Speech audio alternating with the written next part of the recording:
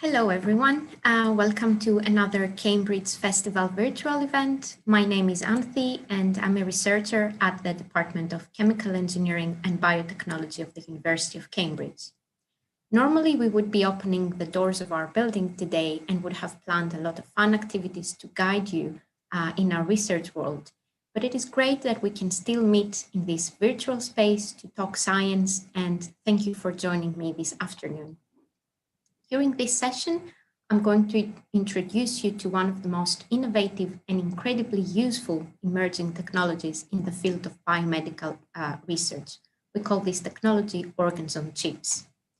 In this talk, I will try to articulate the working principle of this technology, and through examples of applications, I will attempt to show you how it can benefit studies of human biology, with a particular focus on how this modern technology is shaping up the way we approach drug development. Please use the chat box to ask any questions. I will keep an eye whilst talking, but at the end, I will try to answer as many as possible. Okay, let's begin then. The way we approach drug discovery and development nowadays is an extremely arduous and costly process. As you can see here in this graph, the process for a bright idea to become a drug or a treatment approved and available to patients involves many steps. Every year, thousands of potential drugs are screened, and during the preclinical phase are whittled down to the most promising 10, maybe 20 drugs or leads, as we call them. After thorough testing in preclinical models, maybe 10 of these are taken forward into first in-human clinical trials, during which they are administered to just a handful of participants. Then 2 to 5 of these drugs that show promise in patients are taken forward to larger trials with about 100 participants. And in the good scenario, 1 or maybe 2 or maybe 3 drugs will work well enough to go into late clinical trials with thousands of participants, which will show if one drug works better than a current treatment in order to be approved and licensed. Although each step might be very well designed and the experiments carefully performed, it is clear that the failure rates in clinical trials that test new drugs for their safety and efficacy in humans remain very high. One of the major reasons for such high failure rates is the fact that tools that we currently use to screen candidate molecules before they reach clinical trials have very, very poor predictive power. In preclinical research, the aim is to determine if a new drug or treatment is effective and safe to use before it can be safely administered to people during human clinical trials. And this stage is very essential for the safety of the human volunteers in medical research. Basically, at this stage, we aim to learn how the disease works, to identify the target of the drug, to determine the amount of drug that can be safely administered to a volunteer while also being effective.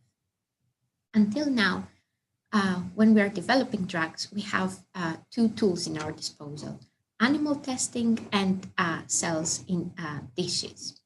Well, cells in dishes don't work like they do in the human body, so they're not predictive. And obviously, animals are not humans. A mouse is not like a human being. Although some of the basic bodily processes might be similar, many processes differ immensely between humans and rodents. Let's take, for example, the heart as an organ of interest. The heart of a mouse beats about 300 to 800 times per minute, while the human heart normally beats 70 to 100 times per minute. Because a mouse and a human are so different, a potential medicine might be found to be safe and effective in mice, but is later discovered to be toxic or ineffective in humans. There are also increasing ethical concerns relating to the use of animal studies. Here you just see the principle of 3 R's, which is urging for replacement, refinement, and reduction of animals in research. So the drug development model is broken, and it has created a chasm between a good idea in the lab and the first test of a new drug in humans. That is usually referred as the valley of death here. This valley was also created by lack of funding and drug development expertise on the academic side, but also by concerns about financial risk on the industry side.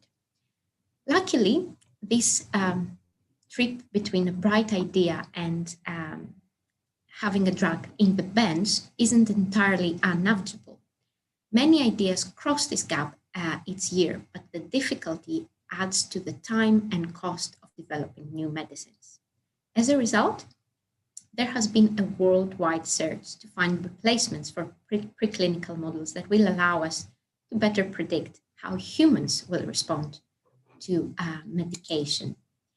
Organs on chips has risen as one of the most promising technologies for enhancing our ability to translate science into innovative medicines.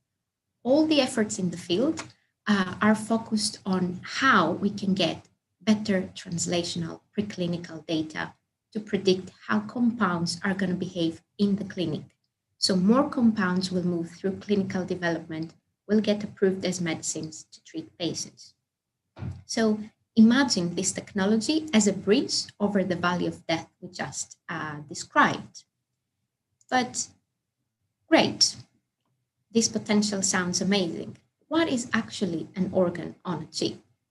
Organs on chips are miniature devices that help us researchers to recreate aspects of the structure and function of specific organs in the lab. The word chip in there might confuse someone to think that this has something to do with computer chips. No, these are not computer chips. However, organs on chips have a similar size and are made using similar methods. Nowadays, we can find them in many shapes and sizes, but they share some common features. They contain human cells and tissues, which grow in geometrically confined and patterned compartments within the chips, which we call chambers.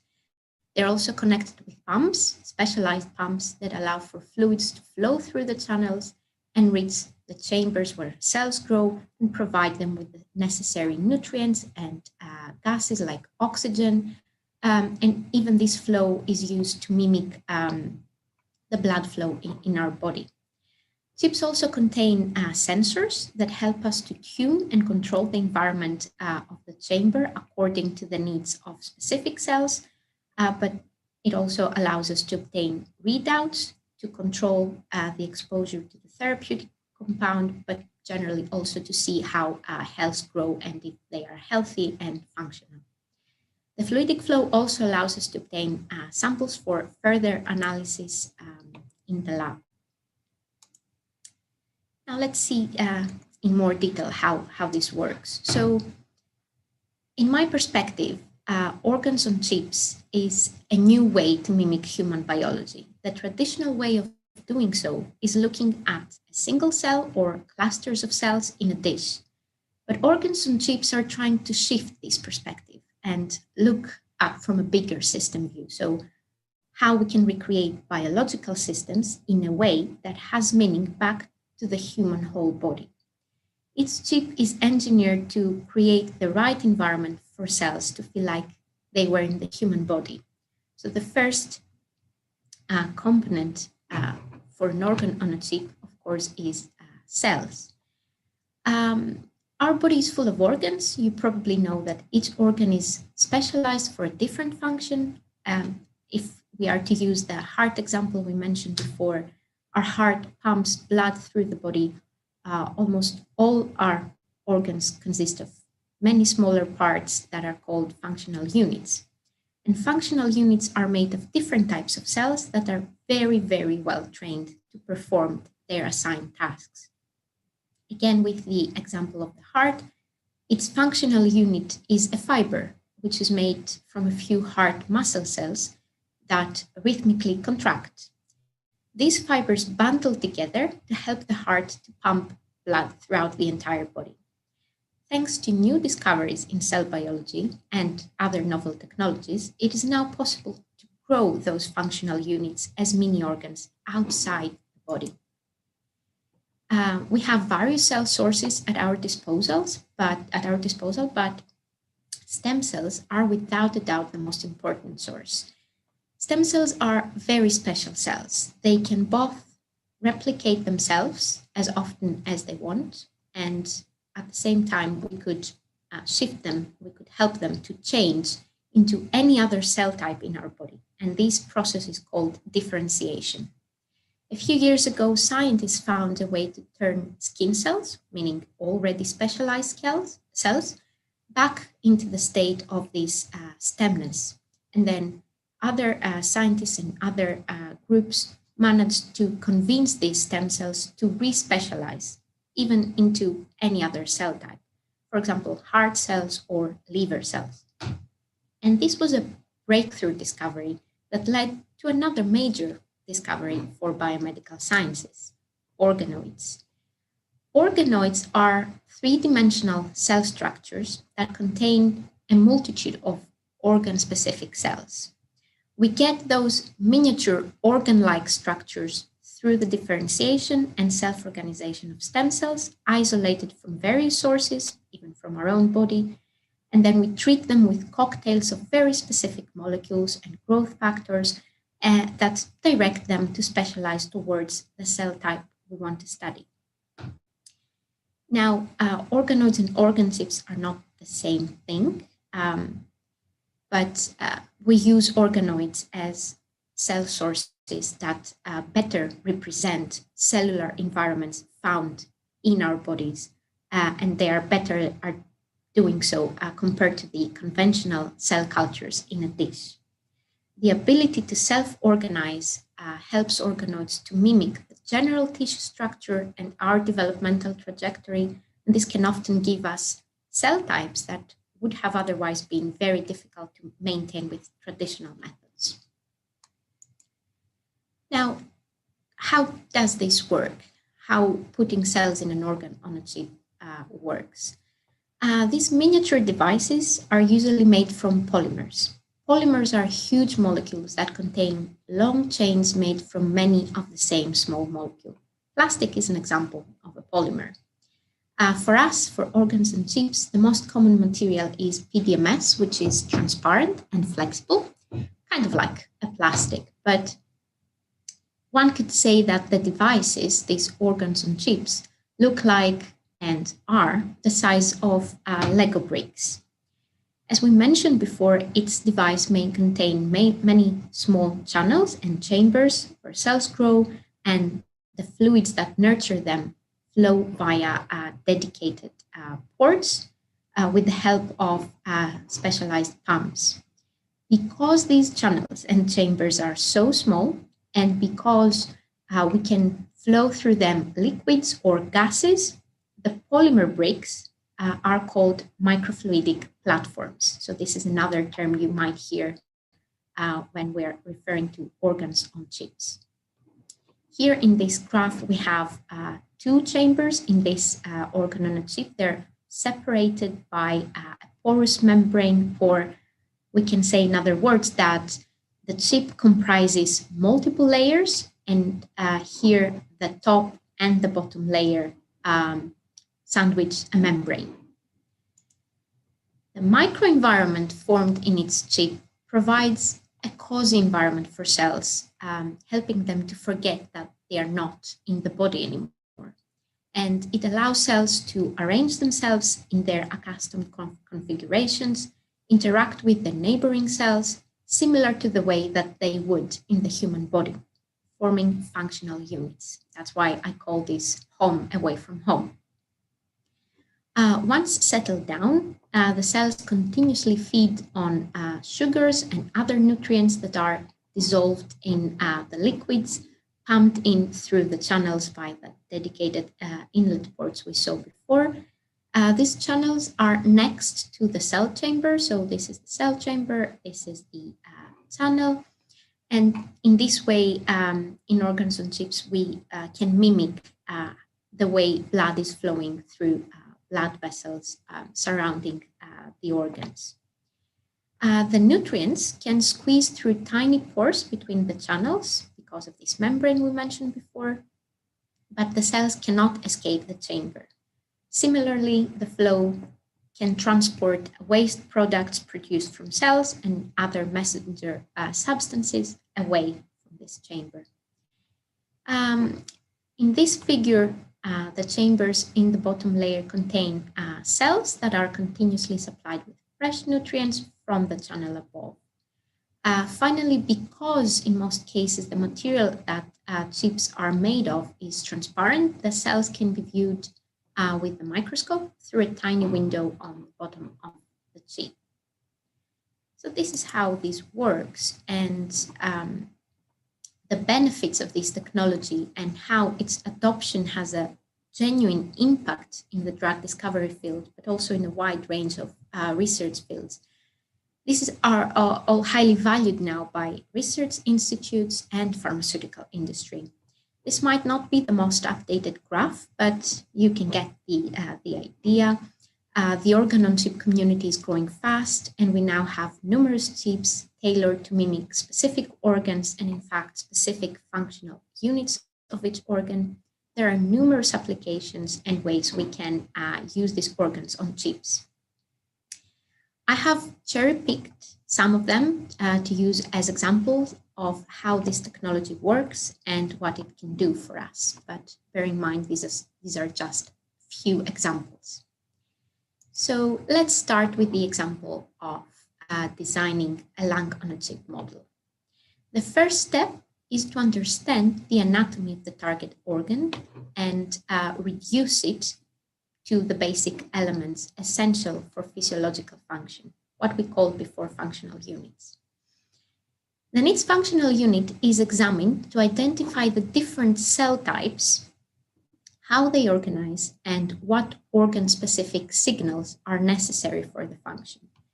Here, the alveolar sac of the lung consists of alveolar epithelial cells, cell type 1, and microvascular endothelial cells, cell type 2, that are closely opposed to each other, and they're separated by a thin layer of connective tissue. Now, the epithelial and endothelial layers are subjected to air and blood flow, respectively, and the multi-layered interface experiences mechanical forces induced by breathing motions This is the organ-specific microenvironment description. Now that we have identified the functional unit features and the structural organization, we have to design the device accordingly. This lung-on-a-chip system consists of two overlapping microchannels that sandwich a membrane that is thin, flexible, and has tiny pores, so it can enable communication between these two cell types. This design nicely mimics the structure of the alveolar sac, and at the same time, we can have a co-culture of these two types on either side of the membrane. In addition to that, the cells are exposed to their respective tissue-specific microenvironment. So air is pumped in the chamber of the epithelial cells, and fluid mimicking the blood flow is perfused through the endothelial side. So the fluid should be in here and the air should be pumped in here. But we also said that the alveolar sac experiences mechanical forces as a result of breathing. To mimic this, the device is equipped with two hollow microchambers alongside the culture channels that we can mechanically stretch, and this stretching of the membrane that contains both cell types is mimicking breathing motions. Another example is the human blood-brain barrier on a chip, BBB on a chip. This is a very unique and a highly specialized tissue that acts as a selective barrier that controls transport of molecules from our blood to our brain.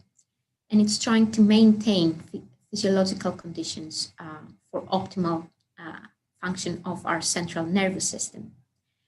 The BBB is composed of several cell types that collaborate to form this tight barrier that, along with the surrounding extracellular matrix, imagine this as a gel-like tissue that lines between our organs.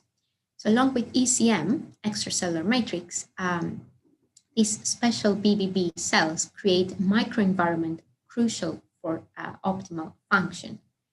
Now, neither animal models of the blood-brain barrier nor conventional cultures of cells in a dish alone effectively mimic the barrier and transport functions of the BBB observed in our body, in our human systems.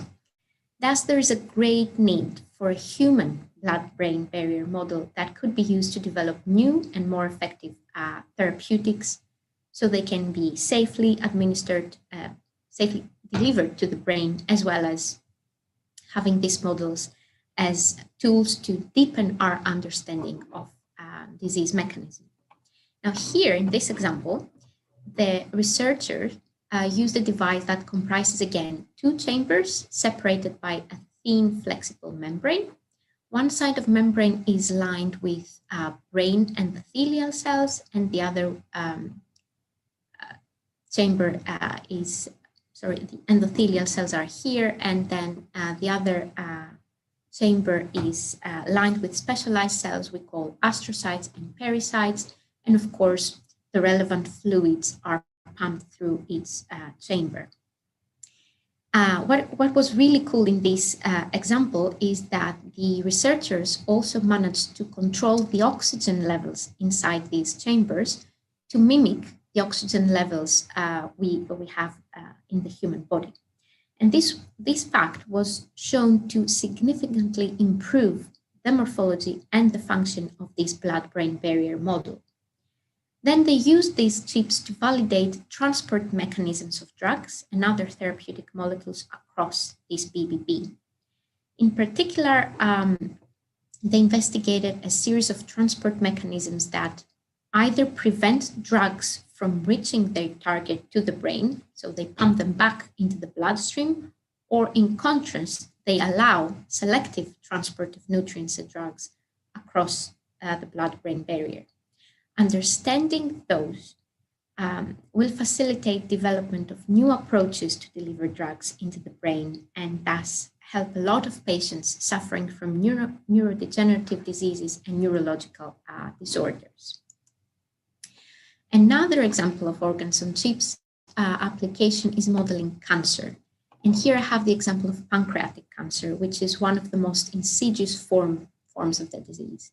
I think on average, only around 10% of patients are alive a few years after diagnosis. And one of the reasons for such a dismal outcome is that pancreatic cancer cells are able to escape from tumors and enter the bloodstream very early in the disease.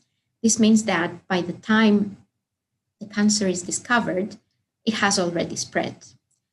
Paradoxically, pancreatic tumors appear to almost lack blood vessels altogether, which prevents cancer drugs from reaching and killing those tumors. This has been puzzling scientists and clinicians a lot who are still trying to understand how the disease progresses. Well, let's see how this device now can help researchers towards this goal. In this device, we have again a clear, flexible plastic chip about the size of a USB stick. The chip in this case is filled with collagen, and in here we have two microfluidic channels patterned inside this collagen, and each of which can be lined with living cells that are kept alive by a constant flow of nutrient-rich media. One channel mimics the blood vessel, and the other channel is a pancreatic tumor. Now, what researchers found with this device is that tumor cells invade nearby vessels, destroy the endothelial cells that line them, and replace those with tumor-line structures. So you can see here tumor cells invading the blood vessel. In addition, the group identified with this chip, with this study, the interaction of a specific protein in pancreatic cells, in cancerous pancreatic cells, with a receptor on the surface of the endothelial cells as the driving mechanism for cancer metastasis. This was very surprising. And they suggest that this could be used as a target to develop future treatments. For example, if we have a drug that inhibits this interaction, then we could rescue the blood vessels from cancer invasion, and probably we could deliver drugs to shrink down the tumor mass, which currently is impossible to do. This organ-on-chip application really exemplifies the power of this technology to replicate a disease state in the lab, to identify drug targets and mechanisms of action in a way that is superior to preclinical research tools. Let me now show you an application developed by our group. In the Bioelectronic Systems Technology group, we use organic polymers, which are electroactive. So we use these materials as the building blocks to design various devices. Some of these can work as organs on chips. And we use these materials to interface them with biological systems that we also develop in the lab. Now, I said that this material is electroactive. This means we can use this material as an integrated cell sensor. Basically, when cells grow in the material, they change the properties of the material. And by monitoring these properties, these electrical properties of the material, we can obtain information relevant to the activity of cells, if they're healthy, if they're dying, if they're functional, if they're becoming the tissue we want them to become. This is very useful for building organs on chips because it enables us to get real-time and continuous information about how cells behave in the chip. An example of that is our bioelectronic gut-on-a-chip. We can see here the structure of the gut. Essentially, this organ is a tube that has very thick walls that consist of multiple layers. And its role is to be the gatekeeper of our body. It's making sure that all the nutrients, vitamins, and other essential molecules for our enter our body, but at the same time, it keeps out pathogens and toxins, as well as the microorganisms that reside on the surface, in the gut lumen, which is known as the microbiome. To do that, the gut is equipped with a layer of several types of epithelial cells that form a selective barrier between the gut lumen and the bloodstream. You can see here a tiny blood vessel. So having identified this function of the gut as the functional unit of our organ on a chip and taking into account the tubular architecture, we developed a 3D organ on a chip and we named this tubister. Here you can see in dark blue, black, our polymer, our organic polymer, which I said is electroactive. And we use this and put it inside a tube. That's where tubister comes from. And we also patterned a hollow channel in the middle to mimic the gut lumen. I'm not sure if you can see here, there are also 2 gold electrodes around the polymer scaffold, and this helps us establish contact with the material so we can measure the electrical properties at any given time point. Then we seed intestinal epithelial cells to mimic the gut barrier, but we also use, so here is the gut barrier, but we also use fibroblasts to mimic the interface between the gut barrier and the blood vessels.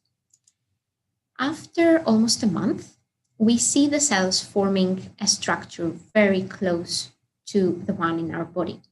Because the soft polymer we use is electroactive, it can conduct ions and electrons. We use this as an electrode inside the system to sense how cells proliferate and form the intestinal tissue. And by evaluating these electrical readouts, we can almost obtain them daily, we can characterize the integrity of the intestinal barrier. Now, the integrity of the intestinal barrier is a very important parameter for a healthy and tight and functional intestinal barrier. This barrier is target for some pathogens and toxins. Upon inflammation, for example, this barrier is significantly damaged.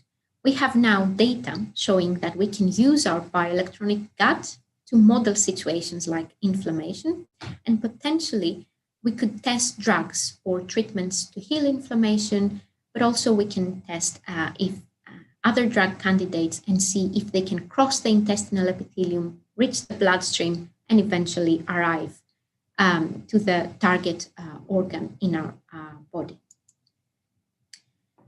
While organs on chips are of great use for both organ level and fundamental cell biology studies, such as pharmaceutical testing, the greatest potential of this technology is revealed by connecting multiple organs on chips in one platform. So we're going now towards multi-organs on chips. Such platforms would allow tissues to grow independently while accurately mimic the function of human organ, but at the same time, the organs can interact with each other, simulating the way organs communicate in the body. Now, currently, there are 2 approaches for building multi-organs on chips. First is by linking organ chips together via their fluidic channels. And the second is growing different organs in the same chip, which are again connected via specific microfluidic channels, but in one platform. Now, why is this useful and how can it benefit drug testing? By joining together different organs in one single network, we can follow a drug through its journey to reach its target through a simulated human body.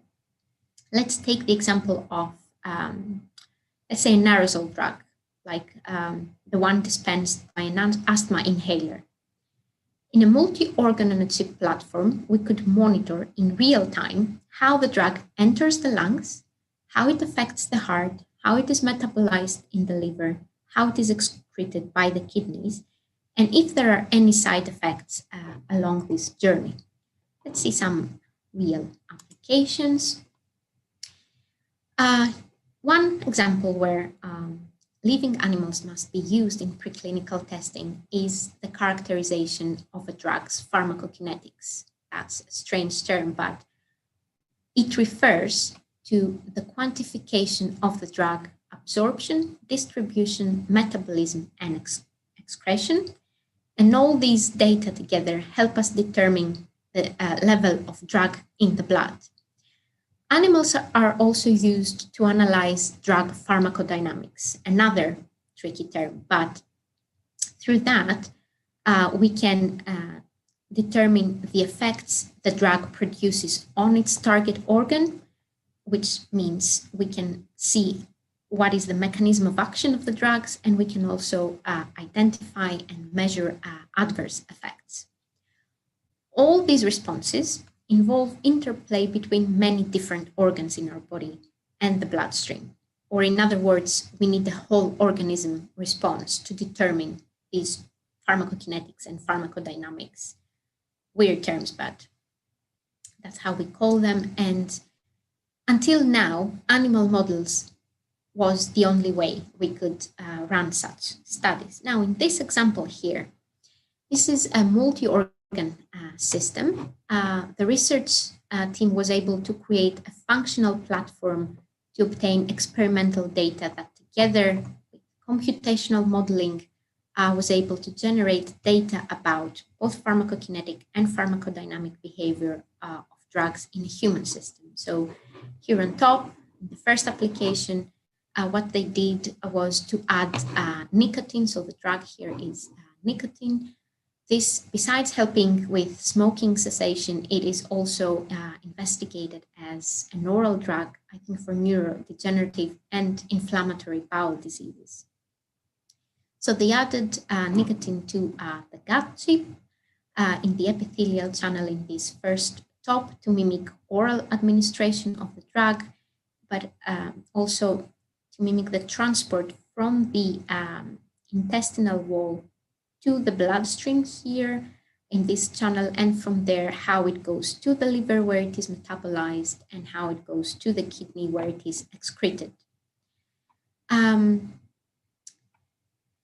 this was done here also by the researchers also took samples in the same way we go to the clinic and get a blood test, and this helped them, along with the computational modeling, to translate the data from the organ chip scale to the actual organ dimensions in the human body.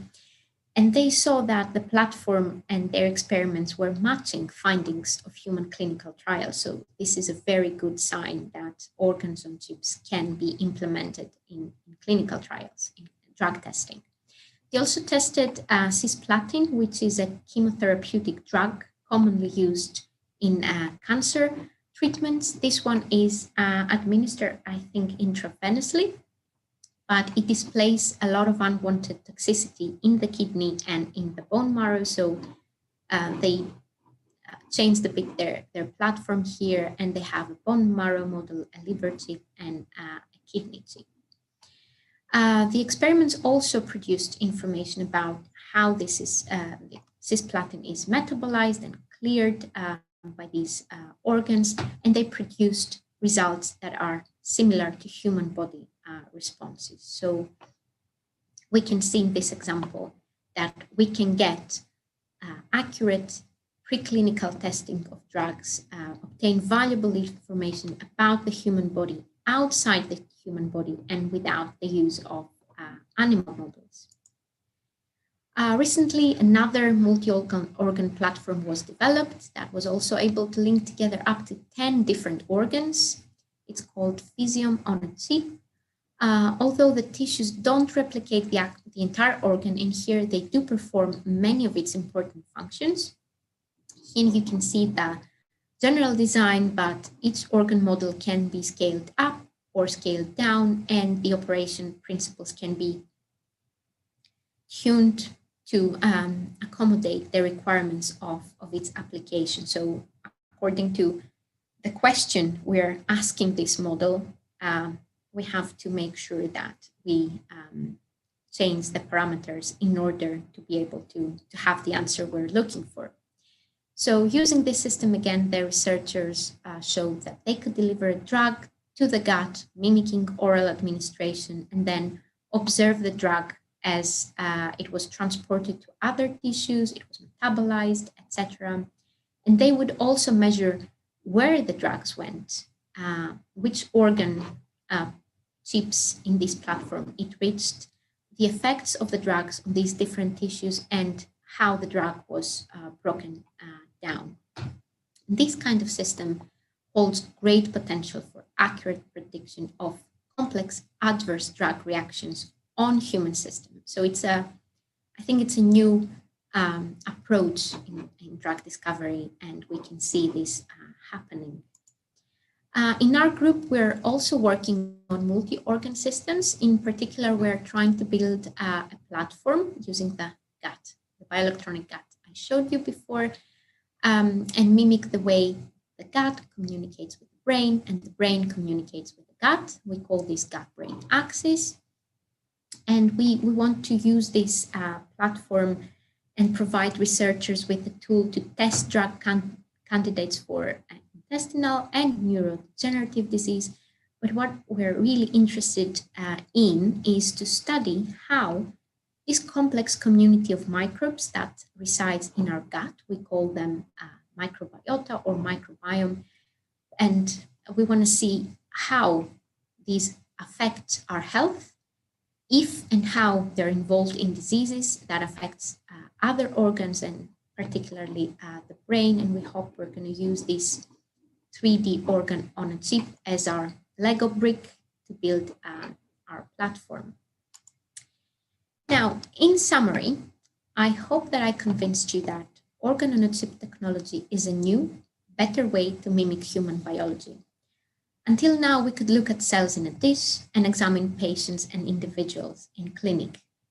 But there was a missing link in between, and organs on chips have risen as a highly promising tool that opened this window for us to look into human biology. These chips allows us to see biological activities in human cells and tissues and organs that we probably did not know before, including things that happen in humans and not in animals. This is particularly important for drug development studies and at this stage of valley of death we described earlier. This means we could test drug candidates in these chips to study whether the medicine works and or if it does any harm specifically to the human body, and decide if it's safe to move to the next stage of the drug development process and test this in human volunteers with efficacy and safety. By doing so, we also would not need to use laboratory animals anymore to know if medicine is safe. So animal testing can be progressively reduced over time using organs on chips. There are quite a few pharmaceutical companies that are using organs on chips coming out of research institutes around the world, including Cambridge University. And it has been shown that we get completely different results between animals and chips. Most people in science are so inbred with using animal models, and in some cases, we forget that we don't actually predict what happens in humans when we use animal models. And we are in a loop where we don't believe that there is an alternative, and this technology offers an alternative. The more the people become familiar with the possibilities of organs on chips, the better a chance we have to get out of this loop and to deliver drugs faster, greater accuracy, and with lower costs. Now, the next level of organ on a chip involves more than finding the right medicines for humans. It could be used to find the best medicine for each individual person, so your body on a chip. People differ in the ways their bodies handle diseases and react to medicines. Just because a certain medicine at a certain dose might help you treat a disease does not automatically mean it will help your friend too. In the future, we might be able to painlessly donate cells to build personalized organs on chips, your body on a chip, a model that will represent just us as individuals and test whether a specific medicine will work for us and us only. Now with that, I will stop bombarding you with information. Thank you all for listening. While I check if you already have posted questions in the chat, but also give you time to type your questions, I will put on this slide. These are all events our department is running during the next few days as part of the Cambridge Festival. My colleagues have put together some really interesting and insightful talks and fun activities that are not to be missed. So let me check if we have any questions in the chat. I see already you have some.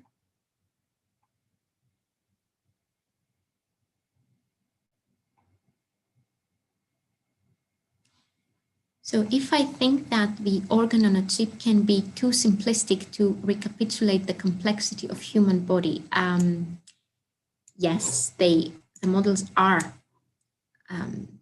simplistic and are reductionist intentionally. We want to focus specifically every time on these functional units we identified. But in the future, we might have this ability to do that better. So as the technology progresses, both in the from the standpoint of biology, so we have more robust cells, but also from the standpoint of technology, we will improve that. We will never have the full complexity of a human body. So for example, we will never be able, I think personally, we will never be able to model consciousness. We won't be able to take into account what gravity does in our body. So it will recapitulate a lot of the complexity, but not the entirety. Even the fact that we can do this at the moment at this level means it is already a great step. And I think in the future, we will see this technology being more integrated. Hope this was helpful. Let's see if there are other questions.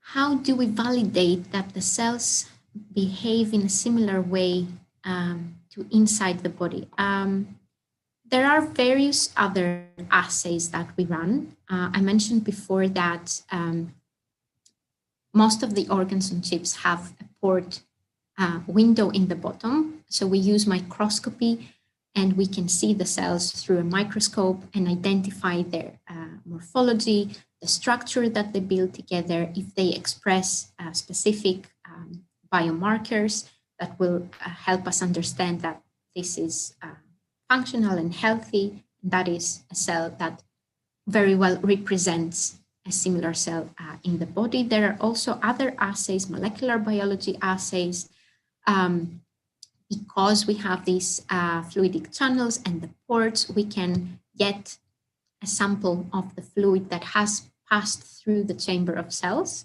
In the same way, we would give blood to the GP and get tested to see the levels of iron, for example, in our blood.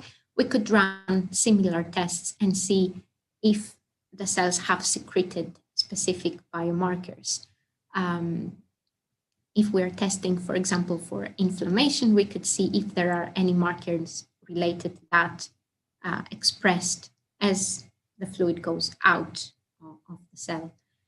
Any other questions?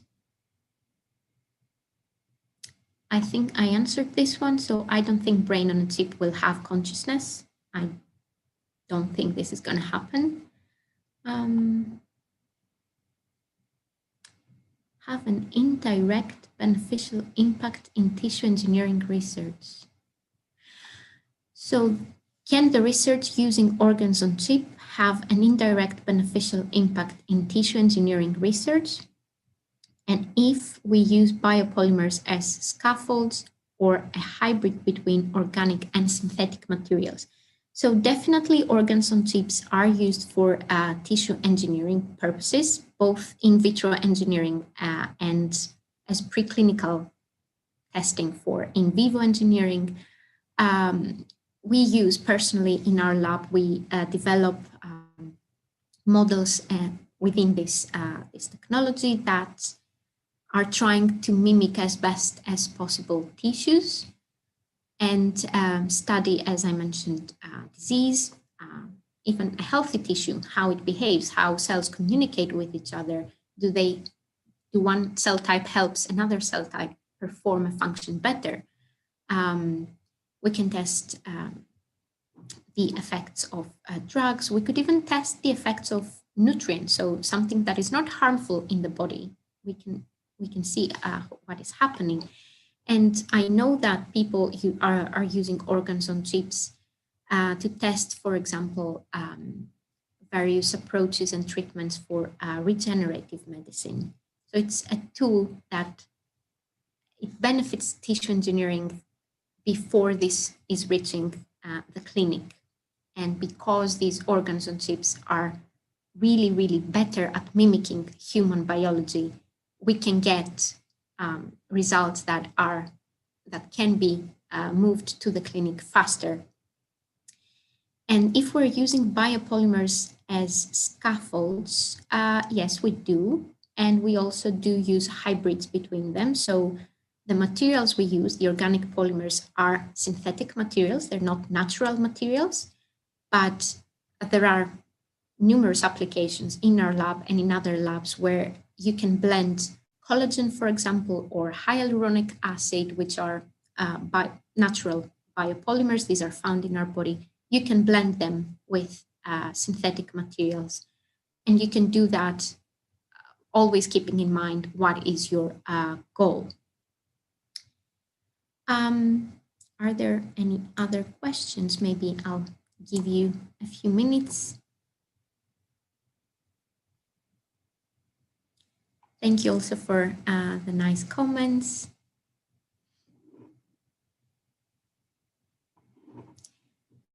Let's see if you have any other questions.